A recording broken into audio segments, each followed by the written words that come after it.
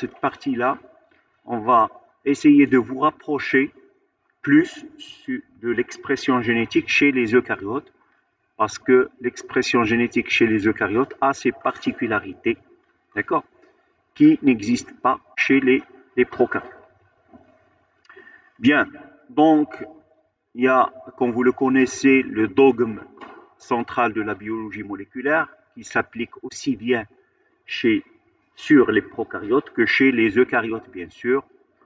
C'est l'ADN qui est le support de l'hérédité. Ce matériel génétique il subit ce qu'on appelle la transcription pour donner de l'ARN.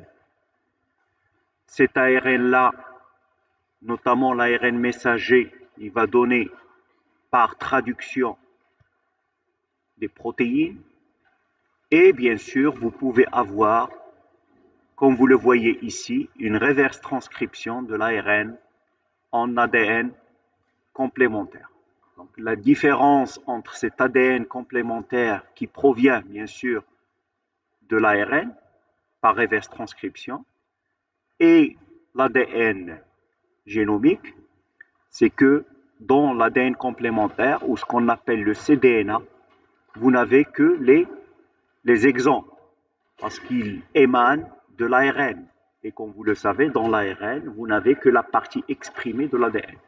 Donc c'est ça la différence principale entre un ADN complémentaire et un ADN génomique. L'ADN génomique, dans l'ADN génomique, vous avez des introns et des exons. Vous avez des introns et des exons. Par contre, dans l'ADN, dans l'ADN complémentaire, vous n'avez que les exons. D'accord? Voilà. Donc, la molécule d'ADN, donc on en a parlé, vous savez de quoi il s'agit, mais c'est juste un petit rappel là-dessus. Bien sûr, c'est une double hélice, comme vous le savez. Les brins, ils sont antiparallèles. Vous avez un ADN double brin, antiparallèle, complémentaire et sous forme d'hélice, donc hélicoïdale. Bien sûr, il y a la notion de nucléoside et nucléotide. Donc, lorsque vous avez une base azotée plus le sucre, donc vous avez ce qu'on appelle le nucléoside. Et sur ce nucléoside, lorsque vous avez un phosphate en plus, donc on parle de nucléotide. D'accord? Tout ça, vous le savez. Donc, c'est juste pour vous rappeler quelques notions de la structure de l'ADN. Donc, comme j'ai dit tout à l'heure, l'ADN va vous donner, bien sûr, par transcription de l'ARN, et l'ARN va vous donner par traduction des protéines. Donc, l'ARN, elle est en simple brin, bien sûr, contrairement à l'ADN qui est en double brin. Donc, lorsque vous faites une comparaison entre une cellule prokaryote et une cellule eucaryote, vous allez vous rendre compte, bien sûr, que ces deux types de cellules diffèrent premièrement par leur taille. Donc, les cellules prokaryotes, ils sont généralement plus petites que les cellules eucaryotes. La différence principale entre eucaryotes et prokaryotes, c'est l'enveloppe nucléaire. Chez les eucaryotes, vous avez un noyau, donc c'est-à-dire présence d'une enveloppe nucléaire. Et c'est dans le noyau que vous avez bien sûr le matériel génétique, c'est-à-dire l'ADN. D'accord? Chez les prokaryotes, vous avez absence de noyau, c'est-à-dire votre ADN, il est le chromosome bactérien, il existe, si vous voulez, dans une forme de cytoplasme. Donc, il n'y a pas de noyau. Donc, c'est dans la bactérie, il n'y a pas d'enveloppe nucléaire. Les cellules eucaryotes présentent des organites que les cellules prokaryotes n'ont pas, comme les chloroplastes, les cellules végétales, parce que lorsque je parle de cellules eucaryotes, je parle aussi bien de cellules animales que végétales. Donc, dans les cellules eucaryotes, vous pouvez trouver des chloroplastes chez les cellules végétales, vous pouvez trouver des mitochondries, donc ce sont des organismes aussi bien dans les cellules végétales qu'animales. Donc, ce sont des organismes que vous ne trouvez pas chez les prokaryotes. La cellule eucaryote, elle présente un cytosquelette, chose qui n'existe pas chez la cellule prokaryote. Et comme, comme dernier, si vous voulez, point, ou bien pour comparer entre la cellule eucaryote et prokaryote, ce sont les ribosomes. D'accord? Donc, chez les cellules eucaryotes, vous avez des ribosomes qui ont un coefficient de 80S. D'accord? Dans le cytoplasme, et vous avez des ribosomes de 70S dans les mitochondries et les chloroplastes. Par contre, chez les prokaryotes, la taille des ribosomes, elle est de 70S. D'accord? On va parler de ces ribosomes et tout ça dans la traduction. Bien, donc là, c'est un schéma d'une cellule eucaryote. Donc, le génome, c'est-à-dire les gènes, n'existent pas seulement dans le noyau chez la cellule eucaryote.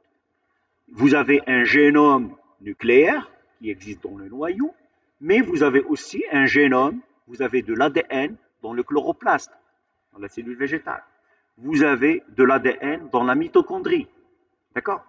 Donc, les gènes, la majorité des gènes, bien sûr, ils sont dans le noyau, et les principaux gènes, ils sont dans le noyau, mais il ne faut pas oublier que le génome existe aussi, c'est-à-dire il y a des gènes qui existent aussi dans les chloroplastes et dans les mitochondries. Voilà, ça c'est très important. C'est une notion qui est très très importante. Et ces gènes-là, ils codent aussi pour des protéines. Hein. Donc comme vous le voyez dans votre schéma. Voilà.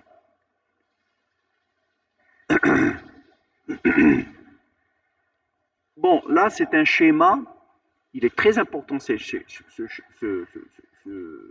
cette représentation-là. C'est, elle illustre le paradoxe de la valeur C. La valeur C, c'est la taille haploïde d'un génome. Donc, dans ce schéma-là, ce que je voudrais vous présenter, ou bien vous transmettre, c'est que lorsque vous parlez de la taille d'un génome, parce que vous savez, en fonction des organismes, vous avez la taille du génome qui diffère. La taille du génome, c'est-à-dire le nombre de gènes chez la levure, n'est pas le même que la taille du génome chez l'homme. D'accord? Donc ici, vous avez la taille du génome en mégabases. Donc vous voyez que la taille, donc ce sont les histogrammes, ils sont représentés par les histogrammes. Vous voyez que la taille du génome de la levure, elle est très petite. D'accord? Suivie par les nématodes. Ils ont une taille de génome un peu plus grande. La drosophile, un peu plus grande. Mais l'homme, il a une taille de génome qui est très très importante, c'est-à-dire le nombre de gènes. Mais le nombre de gènes important ne veut pas dire que la fraction codante de ces gènes est importante. Au contraire, quand vous le voyez ici, là, ce que vous avez, la représentation entrée, donc c'est la fraction codante. Donc, comme vous le voyez ici, chez l'homme, vous avez une taille de génome importante, mais la fraction codante, elle est très très petite. Contrairement à la levure, où la taille de génome, elle est très petite, mais la fraction codante, elle représente 70%. Vous voyez? Donc, ne mettez jamais la relation entre la taille du génome et la fraction codante. D'accord? On a un grand génome, nous, une taille très importante, mais il y a plusieurs séquences qui ne codent pour aucune protéine, qui ne sont pas codantes. Ils existent, ces séquences existent, ils ont un rôle peut-être dans la régulation, d'accord? Mais ce sont des séquences qui ne sont pas codantes. D'accord? Voilà.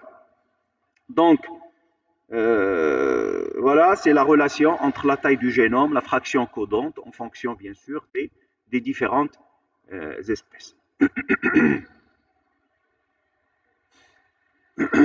Donc, ce qui m'intéresse dans la chose, si vous voulez, et la chose par laquelle on va commencer, c'est la structure d'un gène chez les eucaryotes. D'accord? Donc, chez les eucaryotes, un gène, il est morcelé, c'est-à-dire il est formé par des morceaux. Donc c'est de l'ADN, bien sûr. Vous avez vu la structure tout à l'heure de l'ADN. Mais c'est morcelé. D'accord? Donc la première des choses qu'il faut dont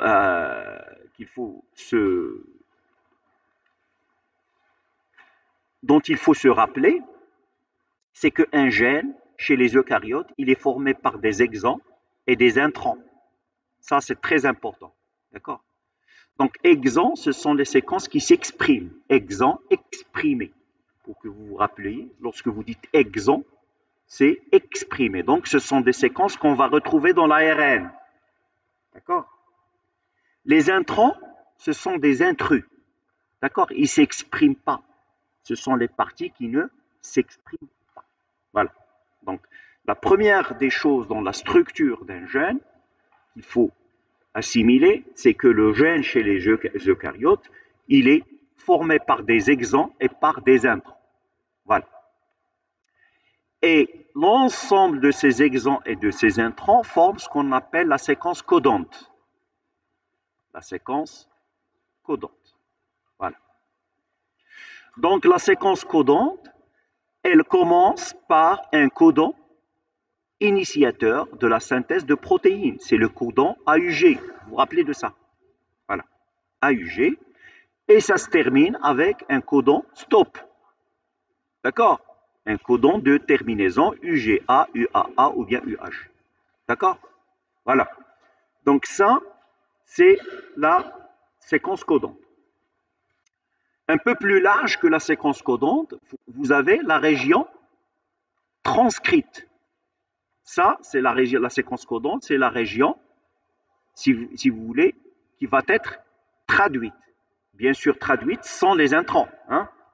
Parce que l'ARN messager, le pré-ARN messager, il va subir une maturation pour donner l'ARN mature. D'accord? Donc, la région traduite, transcrite, c'est la région à partir du codon d'initiation elle commence à partir du codon d'initiation de la transcription. D'accord? Donc, c'est le codon, ce qu'on appelle le codon plus 1, le codon d'initiation de la transcription. Transcription start. Et elle se termine par un codon de terminaison de la transcription. D'accord? Et toute cette partie-là, comme vous le voyez, toute cette partie d'ici jusque-là, c'est ce qu'on appelle la région transcrite. La région transcrite. C'est la région qui sera transcrite en ARN. D'accord? C'est la région qui sera transcrite en ARN. Voilà. En ARN pré-messager. D'accord? Puisqu'il y aura il y aura une maturation de l'ARN pré-messager pour avoir un ARN mature. On va parler de ça. Donc, autour de ça, autour de la séquence codante et toute la région transcrite, vous avez une partie avant le codon qui existe avant le codon d'initiation de la transcription. D'accord? Et toute cette partie-là, ça correspond, bien sûr, à une séquence promotrice. Donc, c'est un promoteur. Il y a un promoteur, il y a ce qu'on appelle un promoteur proximal, c'est-à-dire proche de site d'initiation de la transcription, et vous avez un promoteur distal qui est loin du site d'initiation de la transcription. Tout ça, on va le voir, si vous voulez, au détail après. Donc, dans cette région promotrice, vous avez des séquences qu'on appelle Tata Box, Cat Box, etc. Donc, ce sont des boîtes qui y ont un rôle très important dans la transcription, dans le démarrage de la transcription pour avoir de l'ARN messager. Parce que le premier objectif, c'est de transcrire l'ADN en ARN. D'accord? Donc, on doit passer par l'étape de transcription. Ensuite, on aura une traduction de l'ARN en protéines. Donc, c'est la deuxième étape d'expression d'un gène. Voilà. Donc, vous avez ici bien sûr le gène, la structure d'un gène. Et ce qu'il faut retenir, c'est que le gène, il est chez les eucaryotes, il est morcelé, il présente des intrants, il se présente sous forme d'intrants et d'exons.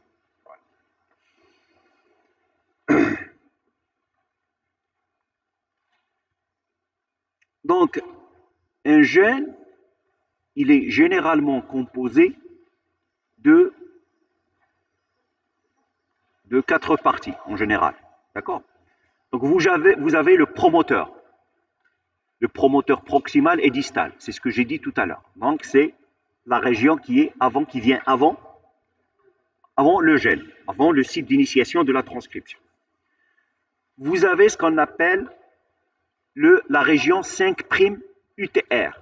5' UTR, et vous avez la région 3' UTR. Je reviens au schéma ici pour vous montrer ces deux régions-là. La région 5' UTR, c'est cette partie-là. Et la région 3' UTR, c'est cette partie-là. Donc, ce sont les parties UTR, donc c'est-à-dire elles ne sont pas traduites. Ce sont les parties qui ne sont pas traduites. UTR. D'accord? Untranslated region. Donc, ce sont des parties qui ne sont pas traduites. Donc, c'est 5' UTR, 3' UTR. 5' UTR et 3' UTR. 5' là, borné par le site d'initiation de la transcription et le codon d'initiation de la traduction. Donc, c'est cette partie-là, entre le site d'initiation de la transcription et le codon d'initiation de la traduction. Donc, c'est cette partie. C'est cette séquence-là, c'est 5' UTR. 3' UTR, elle est transcrite, mais elle n'est pas traduite. C'est pour cela que je vous dis, ce sont des régions qui ne sont pas traduites. Elle est située en aval de la séquence codante. Située en aval de la séquence codante, c'est-à-dire après la séquence codante. Donc, elle est là. Après la séquence codante, elle est là. Donc, elle est après la séquence codante. C'est ce qu'on appelle 3' untranslated region. D'accord? Donc, c'est la partie non traduite.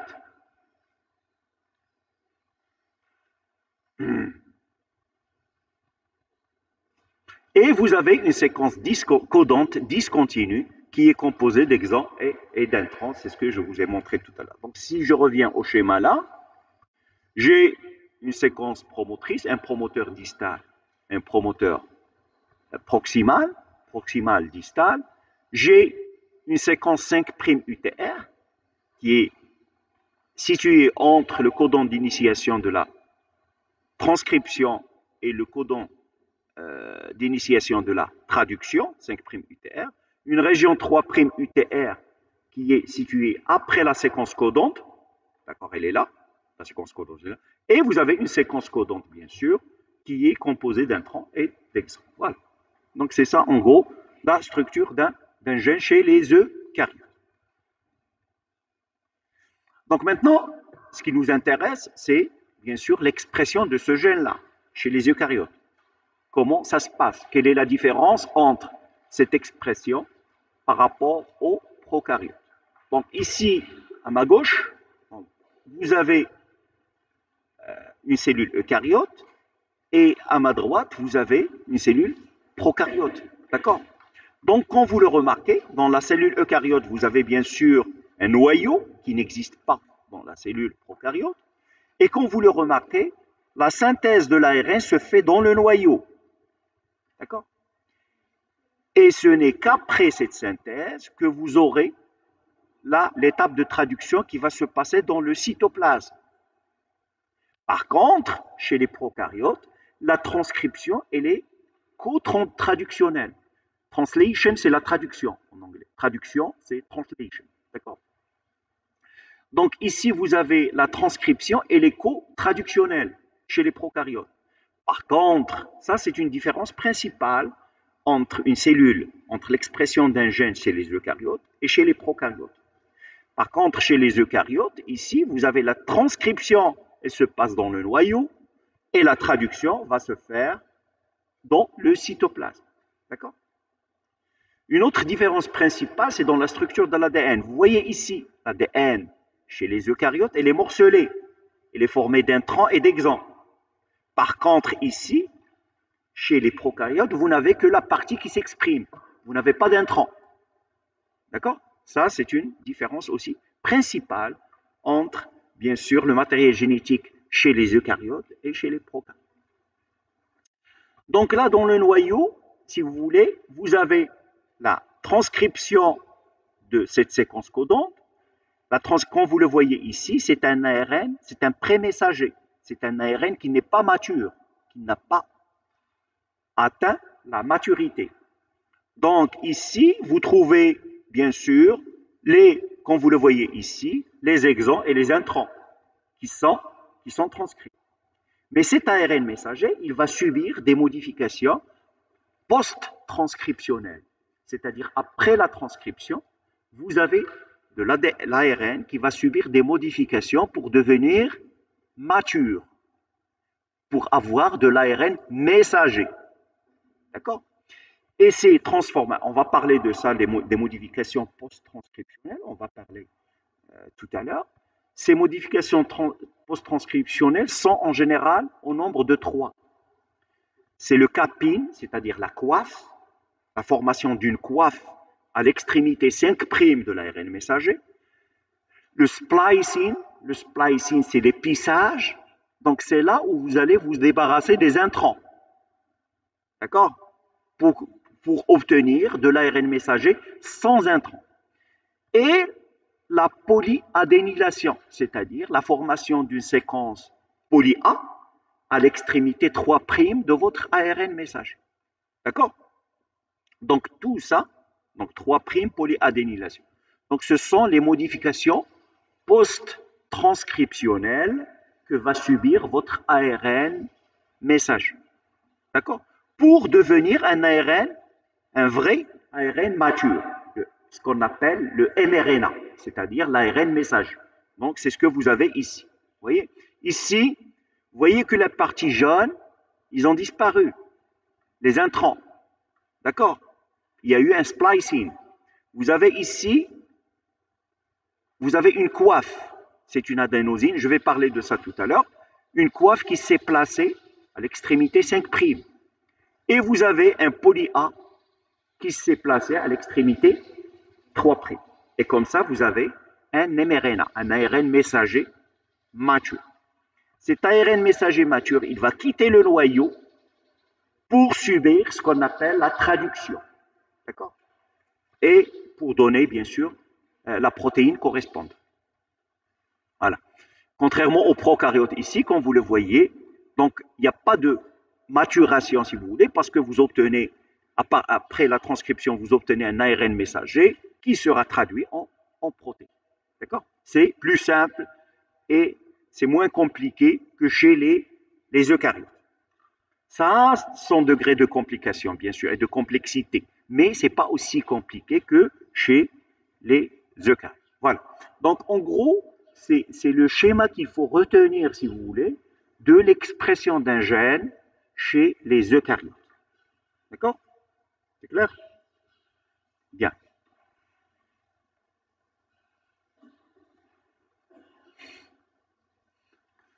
Donc, je vous ai déposé un document PPT sur la plateforme Moodle où vous avez tous les schémas, bien sûr, correspondants et tout le texte. Bien. Donc, lors de l'expression d'un gène, donc comme vous le savez, un même gène, il peut donner naissance à des différents transcrits. D'accord? Qui eux-mêmes peuvent être à l'origine de la synthèse de plusieurs protéines. Donc, un gène, il peut donner naissance à plusieurs transcrits. Et ces transcrits, ils seront à l'origine, bien sûr, de différentes protéines. Donc, c'est-à-dire un gène, il peut donner plusieurs protéines. Tout ça va dépendre de quoi? Du type cellulaire, des conditions physiologiques et environnementales. D'accord? L'obtention, l'activation de telle ou telle partie du gène va dépendre des conditions physiologiques. Ça va dépendre des conditions de l'environnement de ce gène. Parce que, comme vous le savez, dans toutes les cellules, dans toutes nos cellules, on a le même matériel génétique, le même ADN.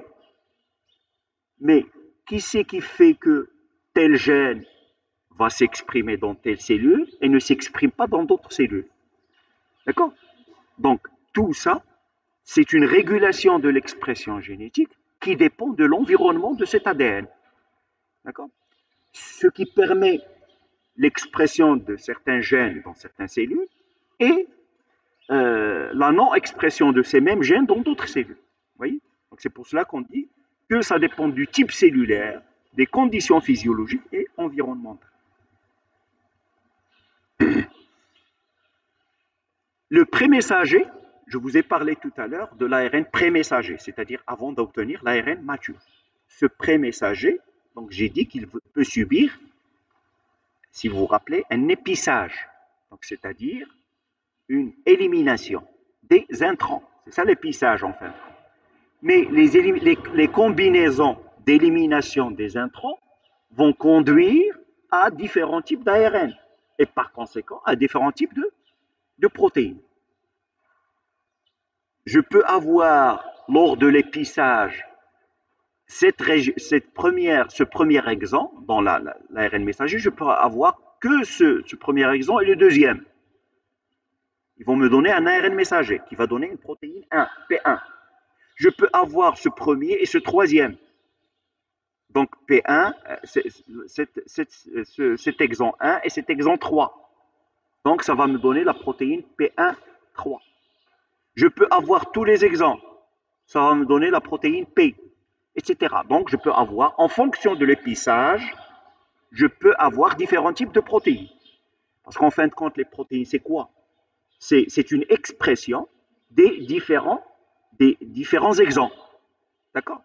Donc, si j'ai la combinaison exon 1, exon 2, j'aurai la protéine correspondant à P1, P2. Si j'ai exon 1, exon 2, exon 3, j'aurai P1, P2, P3. Si j'ai exon 1, exon 3, j'aurai P1, P3, etc. Voilà.